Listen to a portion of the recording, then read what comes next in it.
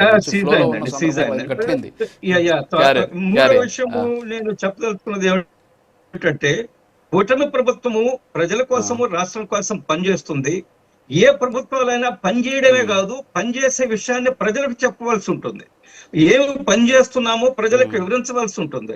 ఏ విధంగా ప్రజలు ముందుకు తీసుకురావడం కోసం ఈ కూటమి ప్రభుత్వం పనిచేస్తూ ప్రజలకు తెలియవలసి ఉంటుంది. కాబట్టి అందులో భాగంగా కూడా నిన్నటి రోజున కర్నూలులో పెద్ద బహిరంగ సభ ఒకటి. రెండవది, నేను అనేక సందర్భాల్లో చెప్పాను, ఈ దేశంలో మోడీ గారి నాయకత్వంలో కేవలం ఆర్థిక అభివృద్ధి కాదు, సామాజిక, ఆధ్యాత్మిక, ఆర్థిక అభివృద్ధిని సాధిస్తున్నాం.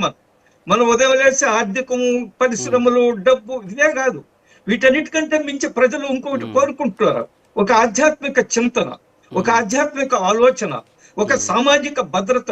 ఈ దృష్టిలో చూసినప్పుడు కూడా నిన్నటి రోజున నరేంద్ర మోడీ గారు శివాజీ స్ఫూర్తి కేంద్రం సందర్శించడం కానీ, లేదా శ్రీశైలం గొప్ప యొక్క దేవాలయానికి వెళ్ళి శ్రీశైలంలో వారు పూజలు చేయడం కానీ, అదేవిధంగా శివాజీ యొక్క చరిత్రను దేశ ప్రజలకు తెలియాల్సి ఉంది. శివాజీ చాలా గొప్ప హిందూ, పెద్ద పెద్ద షాహి అంటారు. శివాజీ చాలా గొప్ప రాజకీయ సంస్కరణలకు పెట్టింది పేరు శివాజీ గారు. శివాజీ పరిపాలన ఒక అద్భుతమైన పరిపాలన. మీకు ఒక విషయం చెప్పదలుచుకున్నాను ఇక్కడ.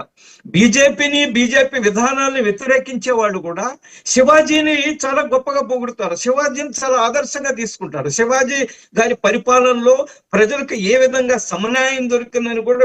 కాబట్టి ఈ విషయాలన్నింటినీ ప్రజల దృష్టికి తీసుకుపోవడం, ప్రజలకు తెలియజేయడం కోసం. రెండవది, రాయలసీమ మేము ఈ అభివృద్ధిలో మేము భాగస్వామ్యులము, ఈ రాష్ట్రంలో మేము భాగస్వాములు, ఈ దేశంలో మేము కూడా ఈక్వల్ స్టేక్ హోల్డర్స్ అని రాయలసీమలో ఉండే ప్రజలకు కూడా ఒక అభిప్రాయం కలిగించడం కోసము, ఒక సందేశం ఇవ్వడం కోసము నేటి రోజున బహిరంగ సభ లేదా మోడీ గారి, ప్రధానమంత్రి గారి పర్యటన ఒక అద్భుతమైన విజయం సాధించారు, ఒక అద్భుతమైన సందేశం వెళ్ళేది. ఒకటి. రెండోది, మీరు ఇందాక గూగుల్ డేటా గురించి వైసీపీ వాళ్ళు ఆంజనేయ రెడ్డి గారు ఒకటి, ఇక్కడ ఎంతో మంది ముఖ్యమంత్రులు రాయలసీమ నుంచే వచ్చారు. మనం ఎన్టీ రామారావు కూడా ఇక్కడి నుంచి పోటీ చేసి గెలిచి ఆయన ముఖ్యమంత్రి అయినటువంటి పరిస్థితి. సో ఇక్కడ ప్రాతినిధ్యం వహించాడు. సో చాలా మంది ఇక లెక్క చెప్పుకుంటూ పోతే ఇటీవల కాలంలో అంటే ఆధునిక ఆంధ్రప్రదేశ్లో వచ్చినటువంటి ముఖ్యమంత్రులంతా రాయలసీమ వాళ్ళే. మరి రాయలసీమ వెనకబాటుతనం ఒకటి. రెండవది, గత ఎన్నికలకు ముందు మీరు కూడా బీజేపీ కూడా ఒక డిక్లరేషన్ ఇచ్చింది, రాయలసీమ డిక్లరేషన్ అని చెప్పేసి. సో అది ఎన్నికల ముందు హడావుడి చేసేసారు, వదిలేశారు. తర్వాత ఫాలో అప్ లేదు. సరే, మోడీ గారు వచ్చారు, అక్కడికి వచ్చి ఆంధ్రప్రదేశ్ అభివృద్ధి చెందుతుందని ముందుకెళ్ళిపోతుంది, ఇక్కడ ఒక డ్రోన్ హబ్ను ఏర్పాటు చేస్తున్నాం, దీనివల్ల మొత్తం రాయలసీమ కావద్దు ఆంధ్రప్రదేశ్ మొత్తం కూడా రూపురేఖలు మారిపోబోతున్నాయి, ఇది దేశానికి తలమానికంగా మారబోతుందని చెప్తున్నారు. రాయలసీమకి కూటమి 3 పార్టీలు, ఎస్పెషల్లీ కేంద్రంలో ఉన్నటువంటి మీరు ఎలాంటి భరోసా ఇస్తారు? కనీసం ఆ ప్రయత్నం జరగాలి. రాయలసీమకి ప్రత్యేక ప్యాకేజీ ఎప్పటి నుంచో అడుగుతున్నారు. రాయలసీమకు సంబంధించిన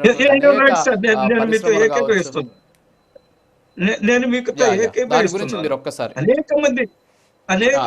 అనేక మంది నాయకులు రాయలసీమ నుంచి ముఖ్యమంత్రి అయ్యారు. ఇప్పటి ముఖ్యమంత్రి కూడా రాయలసీమ నుంచి 14-15 సంవత్సరం ముఖ్యమంత్రిగా ఉన్నారు. ఎన్టీ రామారావు గారు కూడా రాయలసీమ నుంచే ప్రాతినిధ్యం వహించారు. ఆయన రాయలసీమ వాసి కాకపోయినప్పటికీ కూడా ముఖ్యమంత్రిగా రాయలసీమ నుంచే ప్రాతినిధ్యం వహించారు. అనేక మంది, ఒక చెన్నారెడ్డి మిగతా ఎవరో తప్ప మిగతా వాళ్ళు కూడా ఈ రాయలసీమ ప్రాతినిధ్యం వహించారు. అయినప్పటికీ కూడా వెనకబడి ఉంది. ఒకప్పుడు రాయలసీమ అంటే హత్యలకి, శాంతి భద్రతలకు ప్రమాదము, లేదా గొడవలు, ఫ్యాక్షన్ విలేజెస్, ఒకరి మీద ఒక రాజకీయ నాయకులు దాడి చేసుకుని ఇవన్నీ చూస్తున్నాం. కానీ క్రమేణా ఆ యొక్క పరిస్థితి నుంచి రాయలసీమ అభివృద్ధి వైపు అడుగులు వేస్తుంది. ఒకటి, ఐటీ రావడము, లేదా ఉద్యోగ అవకాశాలు పెరగడము. ఎప్పుడైతే మీకు ఉద్యోగ అవకాశాలు తక్కువ లేదా ఇంకేదో అసంతృప్తి ఉన్నప్పుడు ప్రజల మధ్య కొంత గందరగోళం వస్తుంది, లా అండ్ ఆర్డర్ ప్రాబ్లం కూడా వస్తుంది. ఈ రోజు రాయలసీమ ప్రశాంతంగా ఉంది. ఒకప్పుడు రాయలసీమ, ఈ రాయలసీమ వేరు, ప్రశాంతంగా ఉంది. ఎందువల్లంటే అభివృద్ధి సాధిస్తున్నాం కాబట్టి. నిన్నటి రోజున జరిగిన బహిరంగ సభ ఒక పెద్ద భరోసా సార్ ఈ రాయలసీమ ప్రజలకు, రాష్ట్రానికి. నిన్నటి రోజున జరిగిన బహిరంగ సభ, నిన్నటి రోజున జరిగిన 3 నాయకులు, గొప్ప నాయకులు మాట్లాడిన మాటలే రాయలసీమకు ఒక పెద్ద భరోసా అనే విషయం ఎటువంటి అనుమానం లేదు.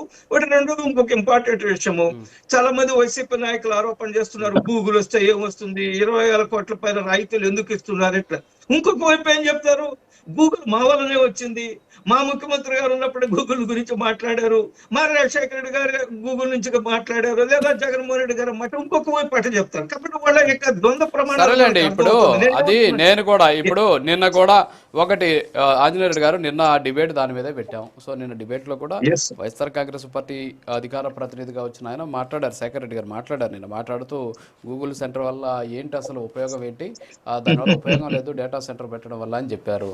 ఈరోజు ఉదయాన్నే లేచి నేను social media YSR Congress party social మీడియాలో ఒక పోస్ట్ చూశాను, అది డౌన్లోడ్ కూడా చేసి పెట్టాను, బస్సు అది మీకు చూపిస్తాను నేను. ఇది ఒక కార్టూన్ లాగా అనమాట. ఈ కంపెనీలు డేటా సెంటర్ కంపెనీలు వైఎస్ జగన్ తీసుకొచ్చారు, సో డేటా సెంటర్ వల్ల ఉపయోగం లేదు అని నిన్న మాట్లాడారు. ఉదయం లేచేసరికి కొద్దిగా చూడొచ్చు మీరు చాలా క్లియర్గా. సో అసలు ఏంటి అంటే 2 నాలుకల ద్వారంతో ముందుకు వెళ్తున్నారనే ఆందోళన కూడా వ్యక్తమవుతుంది. ఈ ద్వంద్వ ప్రమాణాలు వైఎస్ఆర్సీపీ ఎప్పుడు పాటిస్తారు? మనం అనేక సందర్భాల చర్చల్లో చంద్రబాబు నాయుడు గారు మొదట ముఖ్యమంత్రిగా ఉన్నప్పుడు ఐటీ విషయంలో తీసుకున్న శ్రద్ధను మనకు తెలుసు. ఆ ఫలితాలు ఈ రోజు మనం చూస్తున్నాం హైదరాబాద్ లో. ఒక చంద్రబాబు నాయుడు గారు చెప్పడమే కాదు, మొన్నటి వరకు ఉన్న ప్రభుత్వం, బిఆర్ఎస్ ప్రభుత్వం, టిఆర్ఎస్ ప్రభుత్వం కూడా అనేక సందర్భాలు చెప్పారు చంద్రబాబు నాయుడు గారు బీజ వేసిపోయారు, వారు ప్రధాన కారణం అని. తర్వాత రాజశేఖర రెడ్డి కొనసాగించారు, దాన్ని మనం ఆమోదించాం. దాన్ని చంద్రబాబు నాయుడు గారు చేసిన ప్రయత్నాలు రాజశేఖర రెడ్డి గారు కొనసాగించారు, ఆయన యొక్క కంట్రిబ్యూషన్ కూడా ఉందని మనం చెప్పాము. ఎందుకంటే రాజకీయాల్లో ఎన్ని ఈ విభేదాలు ఉన్నా కొన్ని నిజాలు మనం అంగీకరించాలి. కానీ వైసీపీ వాళ్ళు ఇక్కడ అంగీకరించడానికి సిద్ధంగా లేరు. రాజశేఖర రెడ్డి గారి మనస్తత్వం వాళ్ళకు ఉన్నట్టుగా అనిపించడం లేదు. రాజశేఖర రెడ్డి గారు కూడా చెప్పారు అనేక సందర్భాల్లో చంద్రబాబు నాయుడు గారు ఐటీకి బేసా చేశారని.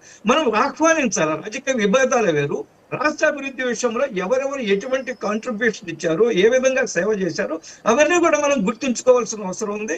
కాబట్టి వైసీపీ వాళ్ళు ఈ మైండ్ సెట్ నుంచి, ఈ ద్వంద్వ ప్రమాణాల నుంచి బయటకు రావాల్సిన అవసరం ఉంది.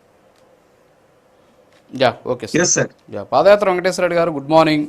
నిన్న రాయలసీమ కర్నూలులో జరిగినటువంటి మీటింగ్ ఒక అద్భుతం, ఒక భరోసా అని కర్ణాటక ఆంజనేయ రెడ్డి గారు చెప్తున్నారు.